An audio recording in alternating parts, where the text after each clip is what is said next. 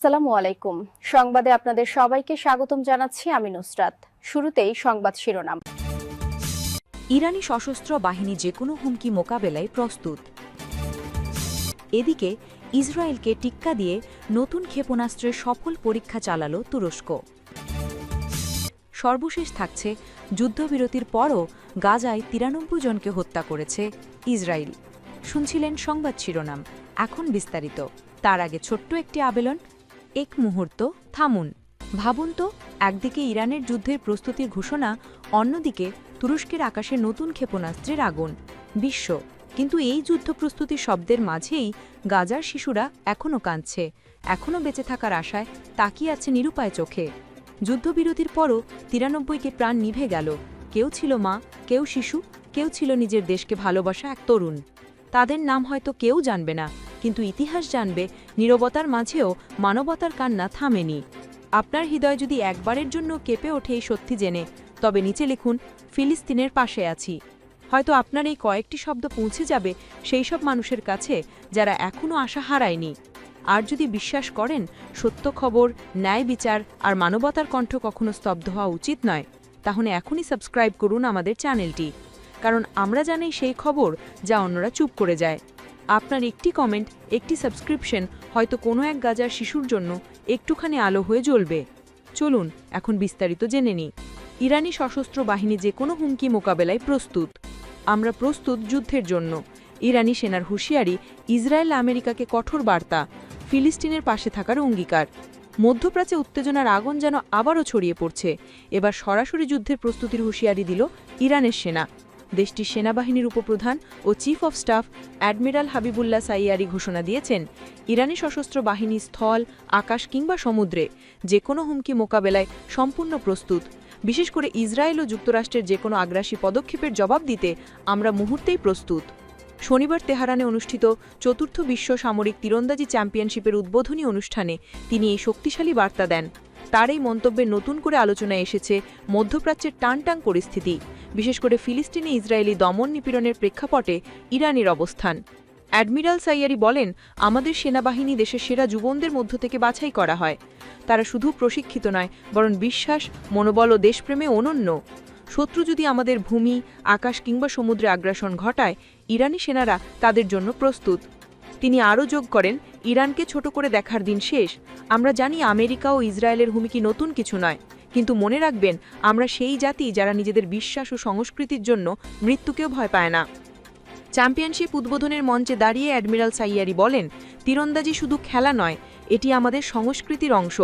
আমাদের ধর্মীয় ও ঐতিহ্যবাহী ইতিহাসে এই খেলাটি বীরত্ব, আত্মনিয়ন্ত্রণ ও সাহসিকতার প্রতীক।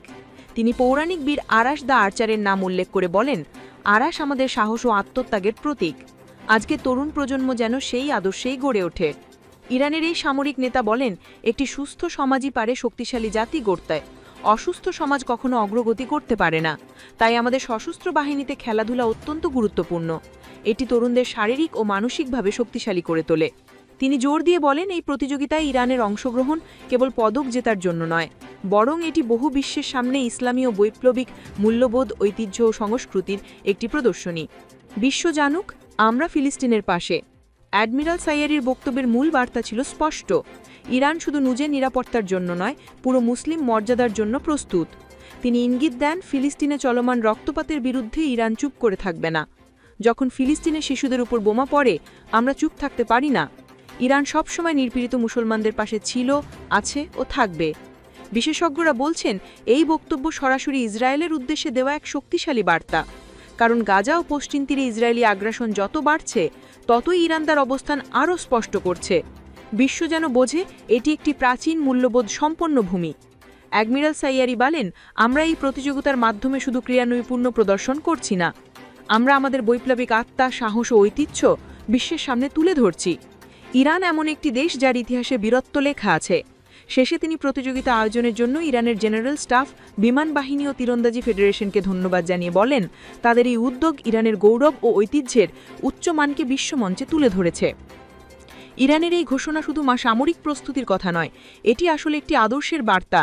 ফিলিস্তিনের মাটিতে যখন শিশুরা বোমায় ঝলসে যাচ্ছে, তখন ইরানের এই হুঁশিয়ারি গোটা বিশ্বকে মনে করিয়ে দিল মধ্যপ্রাচ্যের প্রতিটি আগুনের পেছনে লুকিয়ে আছে প্রতিরোধের একটি ইতিহাস। আপনার মতামত কি? ইরানের এই বার্তা কি সত্যি ইসরায়েল আমেরিকার উপর চাপ তৈরি করবে? কমেন্টে জানিয়ে দিন আপনার মতামত। আরও আন্তর্জাতিক খবর ও বিশ্লেষণ পেতে এখনই সাবস্ক্রাইব করুন। আপনার ক্লিকই আমাদের পরবর্তী প্রতিবেদনকে শক্তি দেয়। এদিকে ইসরায়েলকে টিক্কা দিয়ে নতুন ক্ষেপণাস্ত্রের সফল পরীক্ষা চালালো তুরস্ক।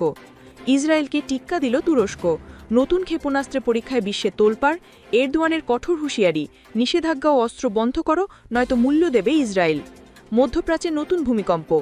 একদিকে যখন গাজার আকাশে আগুনের লেলিহান শিখা, অন্যদিকে তুরস্কের মাটিতে বাজছে এক নতুন সামরিক সংকেত। শুক্রবার ব্যালিস্টিক ক্ষেপণাস্ত্রের সফল পরীক্ষা চালিয়েছে তুরস্ক, যা অনেকের চোখে সরাসরি ইসরায়েলকে উদ্দেশ্য করে পাঠানো এক টিক্কা বা জবাব। তুরস্কের প্রতিরক্ষা বিন্ধিশিল্পে যুক্ত প্রতিষ্ঠান রকেট সান এই পরীক্ষাটি সম্পন্ন করে। খবরটি প্রথম প্রকাশ করেন তুরস্কের প্রতিরক্ষা শিল্প সচিবালয়ের প্রধান হালুক গোরগুন, যিনি নিজের সোশ্যাল মিডিয়া প্ল্যাটফর্ম এন সোশ্যালে লিখেন, এটি একটি নিয়োগ প্রস্তুতি, একটি মুহূর্ত এবং আকাশে আঁকা একটি স্বাক্ষর। আজ একটি সুন্দর দিন, আরও একটি সফল পরীক্ষা। তিনি আরও যোগ করেন, সুনির্দিষ্ট পদক্ষেপের মাধ্যমে এই ক্ষেপণাস্ত্রের পাল্লা বাড়ানো হচ্ছে, নির্ভুল লক্ষ্যে আঘাতে সাক্ষম বৃদ্ধি করা হচ্ছে। এই অর্জনে রকেট সান টিমের অবদান অসাধারণ। তুরস্কের মানসিক বিশেষজ্ঞরা বলছেন, এটি তাইফুন ক্ষেপণাস্ত্র ব্যবস্থার উন্নত সংস্করণ, যা ব্লক 4 নামে পরিচিত। এই ক্ষেপণাস্ত্রটির পাল্লা আরও দীর্ঘ ও টার্গেটিং সিস্টেম অত্যাধুনিক। এর আগে 2023 সালের ফেব্রুয়ারিতে তুরস্ক তাইফুনের প্রথম সফল পরীক্ষা চালিয়েছিল। এখন সেটি বাস্তব রূপ নিয়েছে। ইসরায়েল ও পশ্চিম শক্তির উদ্দেশ্যে কঠিন বার্তা। এই পরীক্ষার সময়টি কাকতালীয় নয়। গাজায় যখন ইসরায়েলি হামলায় নিরীহ ফিলিস্তিনিরা রক্তাক্ত, ঠিক তখনই তুরস্কের এই সাফল্য যেন পরিচিত মাটি উদ্দেশ্য করে পাঠানো এক টিক্কা বা জবাব। আঙ্কারের রাজনৈতিক মহল বলছে, এটি কেবল মানবিক প্রস্তুতি নয়, বরং এক প্রতীকী প্রতিরোধ। তুরস্ক সরাসরি না বললেও বার্তা স্পষ্ট, ইসরায়েল একা নয়, ফিলিস্তিনের পক্ষে এখন নতুন এক শক্তির আগমন। এরদোয়ানের তীব্র হুঁশিয়ারি, চাপ প্রয়োগ করো নয়তো ফল ভোগ করো। তুরস্কের প্রেসিডেন্ট রেসেপ তাইয়েপ এরদোয়ান 3 দিনের উপসাগরীয় পর্যায় শেষে দেশে ফেরার পথে জনসম্বোধনী বলেন, ইসরায়েলকে তার প্রতিশ্রুতি মানতে হবে, নিষেধাজ্ঞা ও অস্ত্রবন্ধ বিন্দির মাধ্যমে। তিনি জানান, তুরস্ক ইতিমধ্যে এই লক্ষ্যে পদক্ষেপ নিচ্ছে এবং তা অব্যাহত থাকবে। আমরা চাই বিশ্ব একসঙ্গে দাঁড়াক, এখন কথার নয় কাজের সময়। এরদোয়ান আরও ঘোষণা করেন, গাজার জন্য যা যা প্রয়োজন তুরস্ক তাই করবে। আমরা মানবিক সহায়তা, পুনর্গঠন এবং আন্তর্জাতিক আইনি চাপ সবকিছুই চালিয়ে যাব। তিনি বলেন, গাজা ইসলামিক বিশ্বের জন্য এক বড় পরীক্ষা। এর পুনর্জাগরণ ঐক্য ছাড়া সম্ভব নয়। তুরস্ক, মিশর ও উপসাগরীয় দেশগুলোকে এক হয়ে কাজ করতে হবে। গাজার মানবিক সংকট মোকাবেলায় তুরস্ক ইতিমধ্যে বিপুল সহায়তা পাঠিয়েছে। এরদোয়ান জানান, আমাদের 17তম কাইন্ডনেস শিপ ইতিমধ্যে লিরিশ বন্দরে পৌঁছেছে। সরকার ও বেসরকারি সংগঠনের ট্রাক ভর্তি সাহায্য গাজায় পাঠানো হচ্ছে। আমরা কখনো থামব না।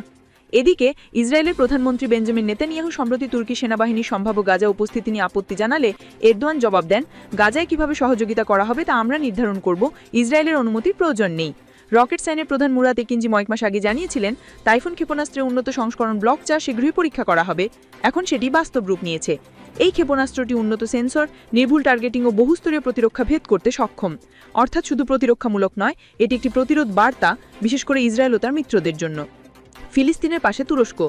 2023 সালে 7 অক্টোবর থেকে শুরু হওয়া ইসরায়েলি আগ্রাসনের পর থেকেই তুরস্ক ফিলিস্তিনের পক্ষে সবচেয়ে সরব দেশগুলোর একটি। কূটনৈতিক প্রচেষ্টা, মানবিক সহায়তা ও যুদ্ধবিরতির দাবি সব ক্ষেত্রেই তুরস্ক নেতৃত্ব দিচ্ছে। এরদোয়ানের সাম্প্রতিক মন্তব্যে স্পষ্ট, তিনি কেবল কূটনীতি নয়, প্রয়োজনীয় হলে সামরিক প্রতিরোধের প্রস্তুতি নিচ্ছেন। তুরস্কের এই সফল ক্ষেপণাস্ত্র পরীক্ষা এখন শুধুমাত্র প্রযুক্তির অর্জন নয়, এটি একটি প্রতিবাদের প্রতীক। যেখানে গাজার শিশুরা বাঁচার আশায় তাকিয়ে আছে, সেখানে তুরস্কেরই শক্তি প্রদর্শন ইসরায়েলের উপর এক স্পষ্ট বার্তা, তোমরা আগুন নিয়ে খেলছো আর আমরা তার নেভাতে নয় প্রতিরোধে নামব। আপনার মতামত কি? তুরস্কের এই ক্ষেপণাস্ত্র পরীক্ষা কি ইসরায়েলের বিরুদ্ধে নতুন শক্তির বার্তা? কমেন্টে লিখে জানান আপনার মতামত। আরও আন্তর্জাতিক আপডেট ও বিশ্লেষণ জানতে এখনই সাবস্ক্রাইব করুন।